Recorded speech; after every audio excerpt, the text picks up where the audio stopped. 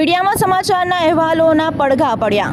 ડભોઈના દેસાઈયાર્ડ વિસ્તારમાં આવેલા આંગણવાડી વિસ્તારમાં જ ગંદકીનો માહોલ સર્જાયો છે।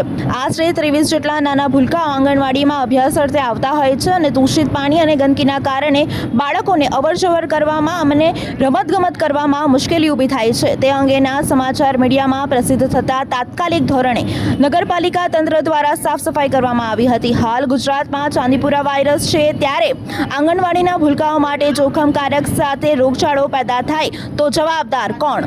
લાગતા વળગતા તંત્ર દ્વારા નાના ભૂલકાઓ પર રહેમ કરી સાફ સફાઈ કરાવવામાં આવે તેવી વાલીઓ દ્વારા માંગ ઉઠવા પામી હતી। તે અંગે મીડિયામાં સમાચાર પ્રસિદ્ધ થતાની સાથે તાત્કાલિક ધોરણે નગરપાલિકા તંત્ર દ્વારા સાફ સફાઈ કરવામાં આવી હતી। વિસ્તારોના લોકોએ જે કામ કેટલાય સમયથી થતું નથી તે 24 કલાકમાં જ ઉજાગર કર્યું છે। તે બદલ સંચાલક અને વાલીઓ ખૂબ મીડિયાનો આભાર માન્યો હતો।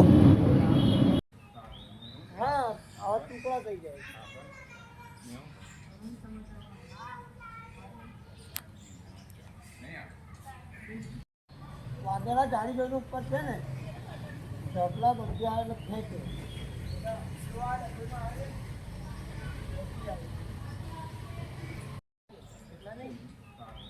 હા આવા ટુકડા થઈ જાય।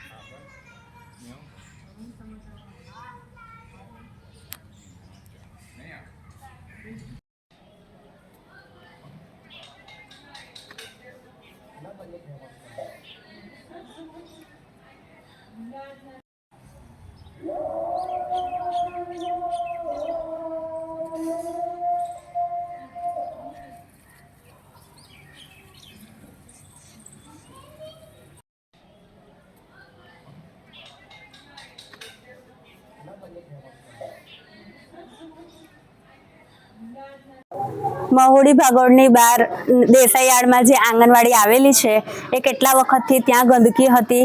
અત્યારે મીડિયા અમે સરકારને પ્રસિદ્ધ કરતા હતા કે એ અહીંયા આવે અને સાફ સફાઈ કરે, પણ એ કોઈ પગલાં લેતા નહોતા। અમે મીડિયાનો સહારો લઈને એ લોકોને બોલાવીને અહીંયા જે એ લોકોએ પ્રસિદ્ધ કર્યું છે મીડિયાવાળાએ, તેના બદલ અમે ખૂબ આભાર માનીએ છીએ કે અહીંયા સાફ સફાઈ થઈ ગઈ છે।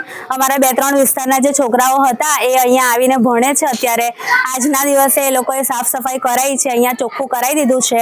આજુબાજુ જે પણ ગંદકી હતી એ બધી સાફ થઈ ગઈ છે।